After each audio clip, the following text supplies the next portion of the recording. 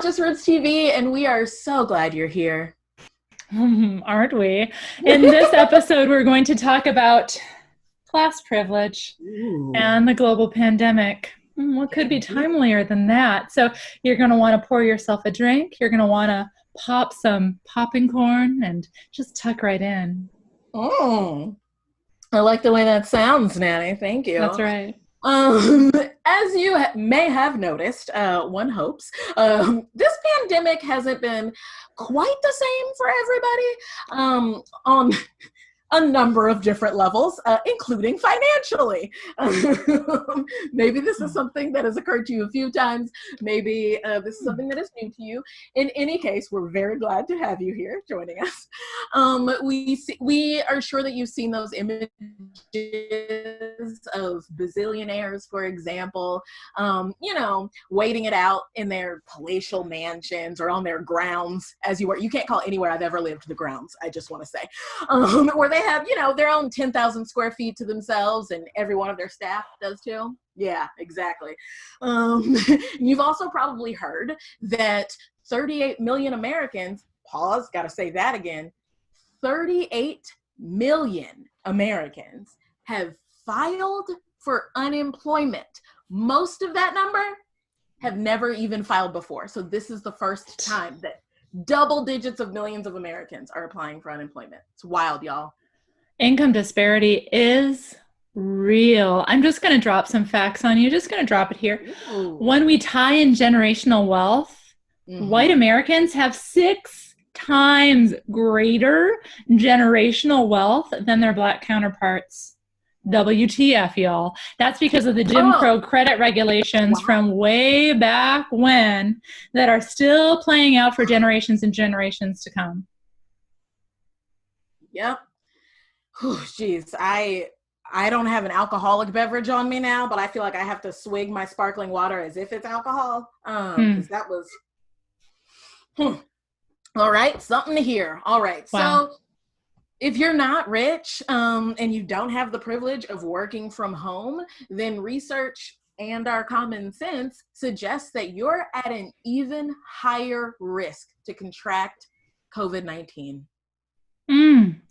I mean, we've always known that rich people can distance themselves from the general public or the peasantry, as they sometimes think of it. So we wanted to share some indicators of class privilege with you that you might not necessarily be thinking about during this time. So the first one is access to high-speed internet. Oh my goodness, y'all, not everybody has Wi-Fi. Not everybody has Wi-Fi. What? And that's so crucial in terms of being able to connect with school. Maybe your children are going to school, maybe you're going to school, or to connect with work, or even to connect with loved ones. So not everybody is able to do that right now, like people who have high-speed internet. Another indicator of class privilege is being able to shop for groceries and supplies and have them delivered magically to your door.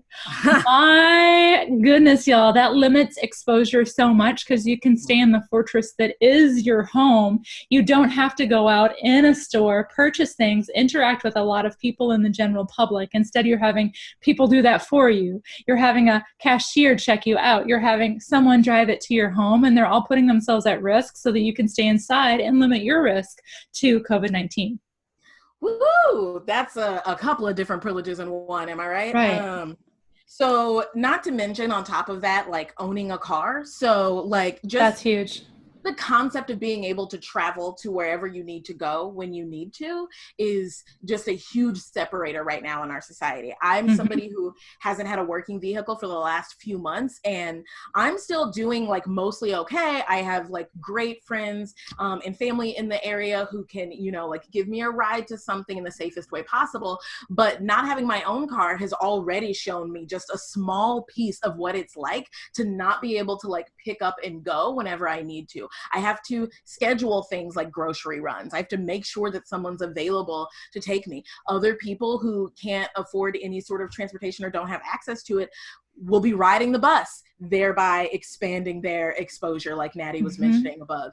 I think that is a huge thing that I took for granted, especially before that has started happening. I think alongside that, our previous video on working from home privilege, being able to work from home is a huge privilege, and it is not the majority of people, of Americans right now, who are able to access working from home for a lot of reasons, including the internet, like you mentioned, all those sorts of things. So definitely check out our full episode on that. But that's a huge separator, as well as like, yes, being able, I'm going to make them flat like clouds, being able to continue to pay your bills, in like your rent or mortgage, whatever you have, your gas and electric or light bill. Like, just think about that. Like, so many people right now, fortunately, don't even really have to sweat it. They know that they still have either enough in savings or enough from their job coming in that they don't have to worry about those bills. That is not the experience that many people are having right now. Some people are panicked because their jobs were furloughed, or perhaps they were deemed not an essential worker, and so they don't have any other way of making up that that difference. And like, you know, we've also got a lot of people out here that are trying, I will say, trying to do the right thing. Like, you know, you've heard of utility companies who are being super generous with their like payment dates and whatnot, but they're still leveraging late fees, or they're still doing things like adding the difference if you're late to the overall body of a loan, for example. So like, there's still lots of times where even if we can make it work for now, eventually that hammer's going to fall, and it's a struggle for so many of us. So what do we do about it? For starters, if you have a little bit of lagniappe in your pocket, which if you're not from Louisiana or you don't live here, you probably don't know what lagniappe is. It just means a little something extra. So if you got that lagniappe in your pocket, we would recommend supporting your local community.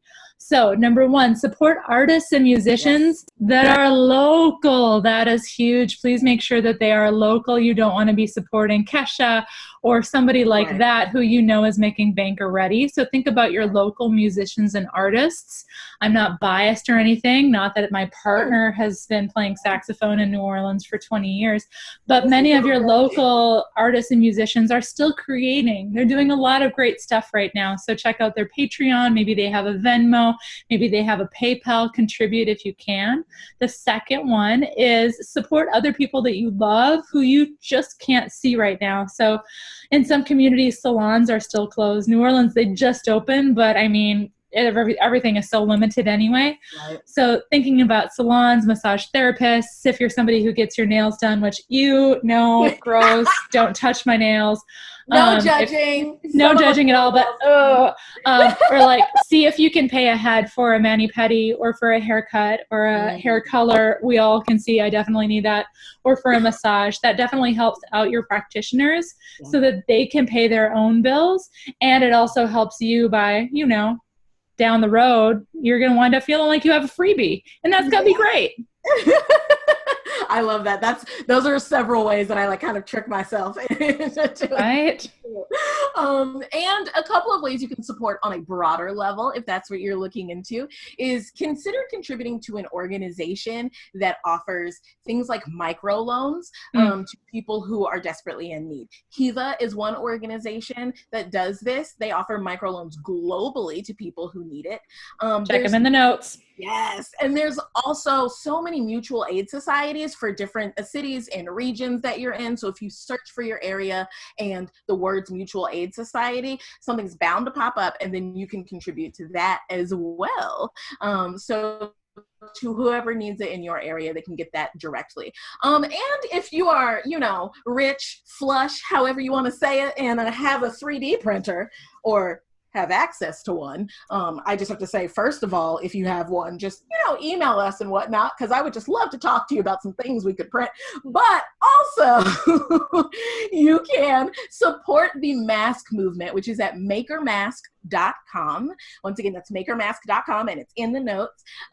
They are 3D printing respirator masks for those most in need. You can be a part of that. That's huge. Y'all also check them out as well.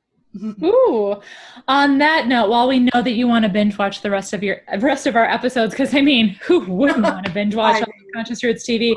We do suggest that you get out there and you do something about the income disparity that has just gotten to be so in our face through this global pandemic. Yeah, and be sure to hit our subscribe button down there because you don't want to miss a beat. You don't want to miss a minute. I know that.